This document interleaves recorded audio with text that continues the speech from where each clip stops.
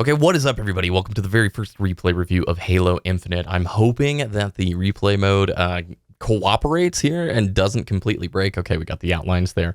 If you watched the channel in the past, you will remember during Halo Reach, Halo 4, and 5, you guys used to submit your replays to me. We'd cover them here on the channel. We'd look at very high-level things. Map control, gameplay decisions, power weapon, power-up control, all that stuff to see what you can improve upon really easily. I have talked ad nauseum, like for years, about how if you watch back your replays, you can improve really quickly.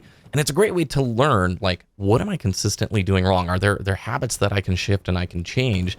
And that all comes from just watching back losing games. And sometimes winning games if you did something particularly well, but critique really only works best when you're looking at areas you can really improve in. So in this game, it is a duo queue ranked CTF here on Aquarius. I'm playing with my buddy M. Vito. He's Diamond 6. 3 of the dudes on this other team were Onyx, I believe, at the time of this match, and I am Diamond 3. I love Aquarius. This map is super cool. It reminds me a ton of Midship from Halo 2, and it's getting a lot of callouts that are similar to Midship, which is great, but I'm finding that consistently I do poorly on this map in Ranked Slayer and also in Ranked Objective modes. Now, this is one of those games that's going to go right down to the very end. We get an early cap, which is great, and then I just die a ton. There's a lot of areas, if you look here in the timeline, some big 4 stacks where I'm just not doing my team a lot of benefits here. And get a nice little swing coming back near later in the game, but ultimately, we end up at a tie. It goes into overtime, and they succeed. I want to show you guys today, by watching back this replay, a couple of habits and mistakes that I'm making here on Aquarius. We can talk a little bit about the callouts here on Aquarius as well, and then just maybe give you guys some examples of what you can do in your own matches. If this goes well and you like it, I would love to continue this series and get back to replay reviews with you guys. But just know, I'm older now. I'm Diamond 3. I ain't Onyx, so I'm just going to give you very generalized tips that hopefully will help beginner players. If you're an advanced player like Diamond 6 Plus or whatever, maybe you'll glean something from this, maybe you won't, and I'm always open to your feedback and critique down below. So first of all, just some bad sloppy movement that's going on here in the early part of the game, and that's, you know, that's new. Like, we're brand new into Halo Infinite here. I think this was my second match of the day, but missing a lot of these jumps that I should be landing, getting up to top P or top car. Now, if you have not been watching some of like the pro callouts, there's a lot of stuff going on right now. It's not perfectly like unified here. Let's see if I can hide this without breaking everything, and then hide legend. Okay, the new theater mode, by the way, you guys, it's janky. So if you're looking at my crosshair, noticing it's not on the enemies all the time, just be aware. Theater mode in this game is going to need a lot of updates, but it is cool because you can enable the outlines to see enemies through walls. Great learning tool. All right, so if you're playing this map, this is the planters area, but a lot of people are just abbreviating it to P, similar to Midship in Halo 2, which is pretty cool. So bottom P down here, top P, you get people calling this P Street where the stairway is, and then over here, this is actually starting to be called car quite a bit, which is really cool. You might hear lightning because the dynamo grenades spawn over here. And then, of course, we've got the utility room, although I'm hearing, I think Gen, some people are calling this Gen, right? Anyway, we'll work on that as we go through it and talk about some of those callouts, but it's important to really pay attention to, like on this map, if you are controlling top P and top car, it's really hard for me to move with the new theater controls. You get used to it. If you're controlling the top mid, top car, top P, you've got a huge advantage on your opponents to be able to push into their base and collapse in upon them. If you're hiding back in your base all the time, there's so many entry points into this base. It may feel safe, but when you actually get down to it, there's just a lot of options from each side. The enemies can pop in. There's an easy jump up right here. There's the stairs. So something to keep in mind, and I'm going to point that out throughout this replay. I am not on places on the map where I should be consistently. So we're going to pull back in here. I'm playing lower car right now, trying to get back up top, and these jumps are hurting. So I need to go into custom games for sure and practice some of this movement tech so that I can quickly and easily get where I need to go. We'll hop back up here and notice just blank nades. This is another thing that I'm noticing I'm doing a ton, and it's because I'm not confident yet on where enemies are. You may see in the replay mode that they actually do have the motion tracker. You don't have that in ranked, obviously. So let's bring this back up, hide that outline right here. I want to point out, as I'm making a bunch of noise up here, I got flanked from behind. There's an enemy right down here who's putting those extra shots peppering into me, and I think I just broke the replay mode. But he is there, I promise you that. Let's see. Play. Oh, I had the wrong button selected. So notice he's coming up right behind me. I'm making noise. He gets the extra few shots. I get absolutely melted in that engagement there. Next spawn, we're going to get an easy, please go to third. Yeah, there we go. First person. Easy spawn with my teammates. Clean up the kill here, lower P, and push in with my teammate. My teammate pushed left.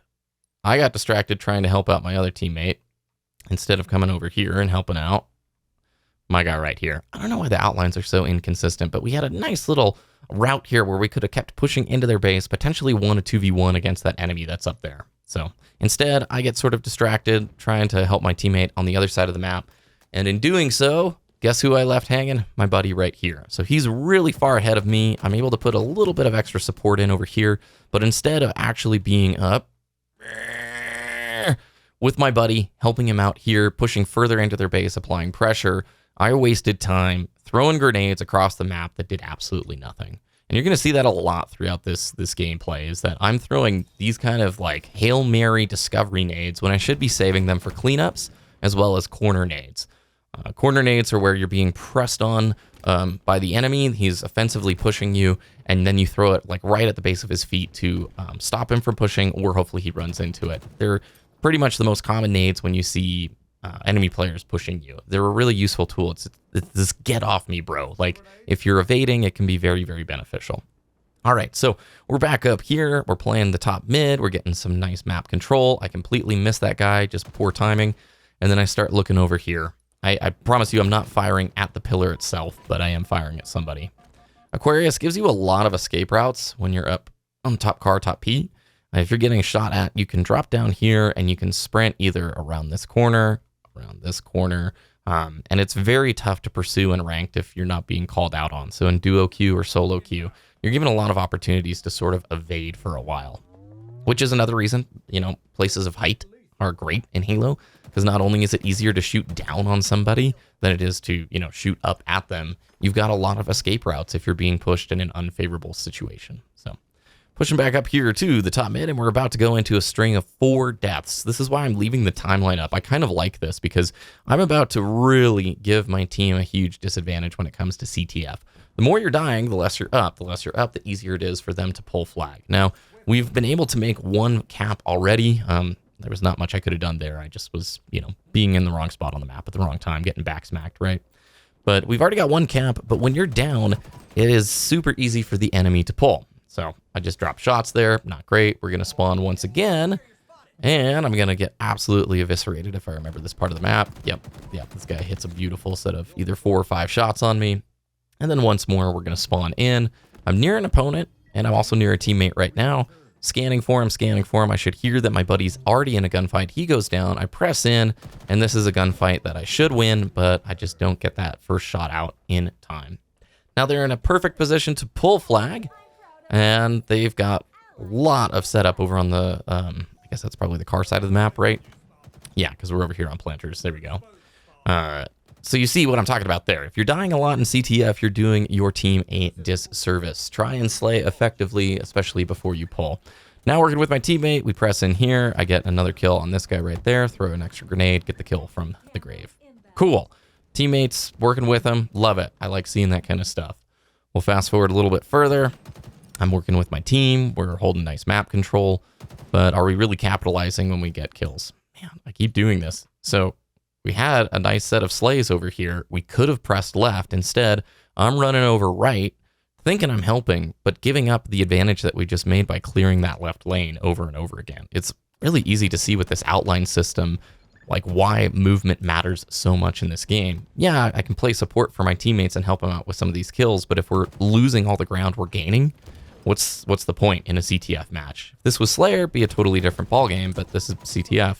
I try with the desperation thrust. He completely, nails me really well. And we come into this next section here with the 4 deaths. So we pull flag. We get 2 down, and we pull flag right here. I'm going to do my best to assist my teammate. He's down. What a dumb nade. I literally just threw a nade on the flag for no reason. Those are such useful tools in this game. And to give them up like that is silly. So our flag is right there to the right. Their flag is down bottom middle. So I really should be throwing a nade right there right now. There we go. And I want to get a touch on this flag because it was probably about to return. I do remember that. getting a touch on the flag so it resets that return timer, hopefully giving my teammates enough time to get in and support me. But as you can see, I don't know why we can't see their friendly outlines like this. Can I see them? If I press play and pause again, where's my...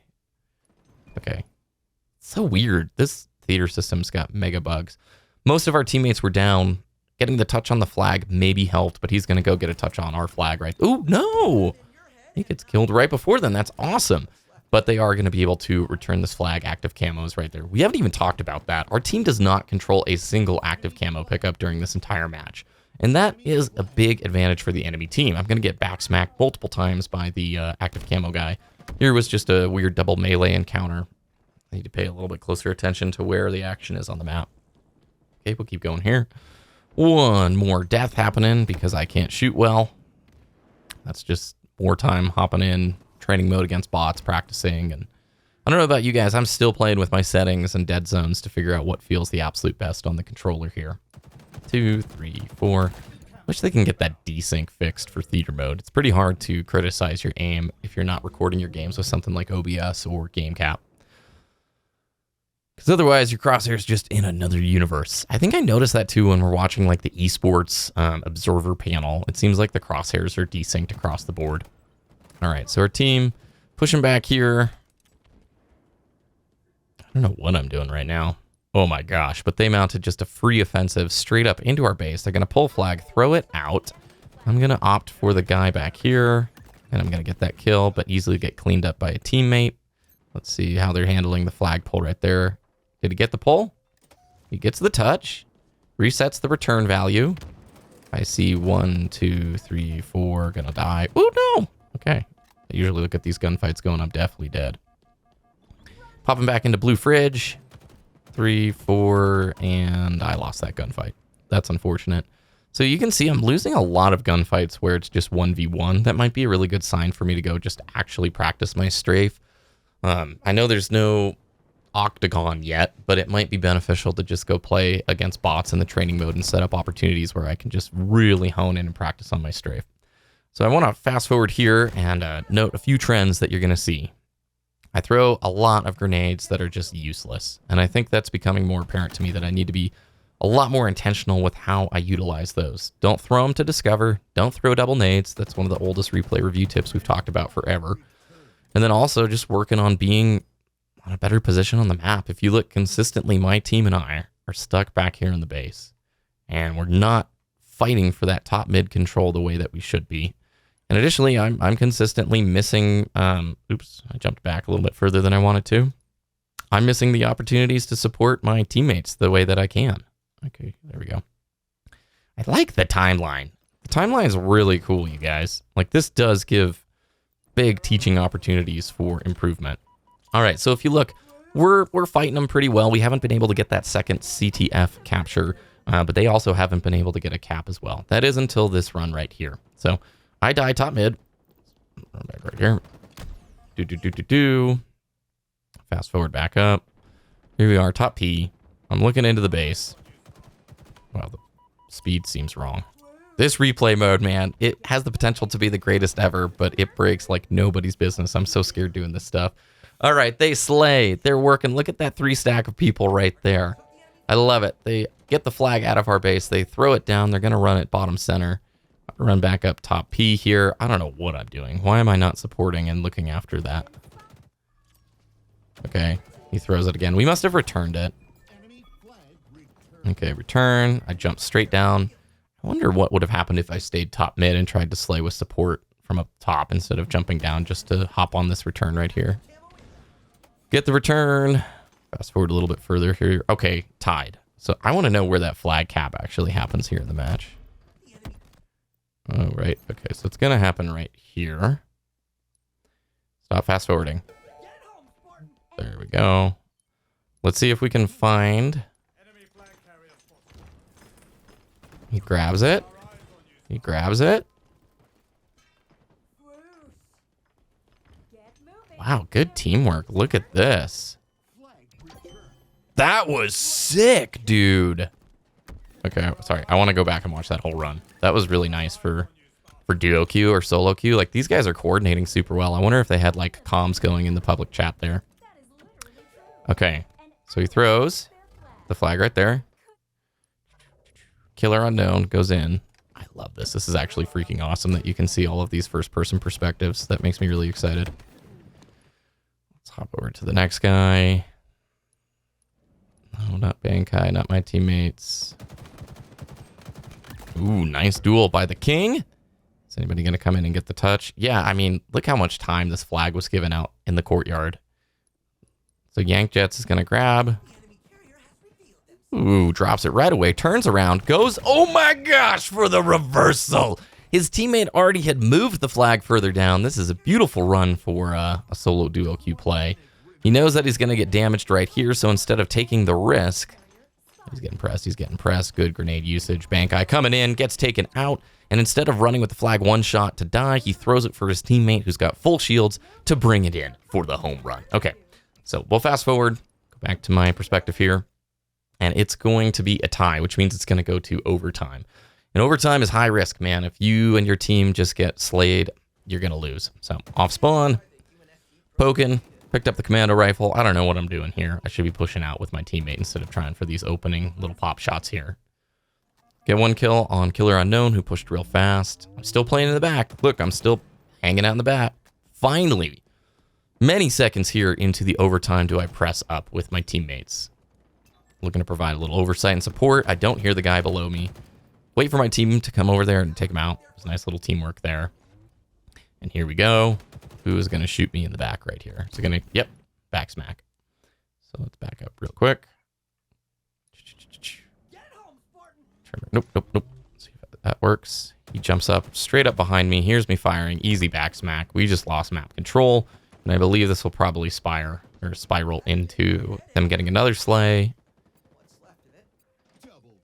Almost a third slay. We got a guy here in our base to our right. 2, 3, 4. Cool. Fast forward a little bit. I wonder why the kill markers don't work. So we're doing actually better than I thought. Holding on with some slays. We're slaying. We're pushing in. I should go for the pull right now because that looks like 3 down. I'm throwing it. I'm trying my best to get it as far as I possibly can. Desperation overtime. Ah, and I missed the melee at the very end. All 3 guys getting on the flag return. None of our teammates there. They make the pull, and I think that's going to be the game right there. Yeah, there's nobody on that side of the map. So, all right, so my biggest takeaways. First of all, gunfighting. I lost a lot of 1v1 engagements that I just shouldn't have lost those fights with. Whether it be sprinting around a corner, not getting first shot advantage, or just dropping shots in an engagement string. Yeah, these guys are Onyx, but there's plenty of opportunities where I could have landed a few more shots, won that gunfight, pushed into the base with my teammates, and succeeded. So that's one of the areas I need to improve on. That's just probably time playing against the bots and really getting comfy and stop switching all of my dead zone settings every single time I play this game. I'm still figuring it out though, okay? Additionally, map control was weak for us and our team. I don't think I contested, watching back this match, contested the active camo a single time. I was up on the top mid area of the map, pushing forward with my teammates so rarely, continually sitting back and not in the spots where I needed to be to apply pressure effectively. When we got kills on certain sides of the map, we didn't push in on that lane. I would swap my focus to another engagement happening instead of continuing to apply the pressure and collapsing in on the opponents. Finally, my grenade usage is super weak, and I've struggled with this in Infinite so far. I am consistently overthrowing frag nades. I'm having a really hard time putting them in the exact spot that I want them to go. Again, something to intentionally go work on in the weapon drills or within the training mode against bots. But overall, I think I've got a better sense of the next time I'm playing Aquarius CTF, what to do, or at least what to specifically practice and try and improve upon. Now, this is just super broad, basic tips. Remember, guys, I could be completely wrong with all this stuff. I'm just like you. I'm a student of the game. I'm older now. I'm not the same skill level that I used to be back in the days, but I do love watching back replays and looking for these opportunities to notice trends, specifically things that you can implement and change immediately. If you liked this type of content, you would like to see more of it, please let me know. I'll look into seeing if I can check out other players' bookmarked files, and if it doesn't break completely, because we were kind of able to use the replay mode today, and that makes me really excited. If you want to check out some of the other tips that I have for you guys, especially if you're new to the game, click the playlist on screen now. Have a great rest of your day. Thank you for watching, and I will see you again very soon.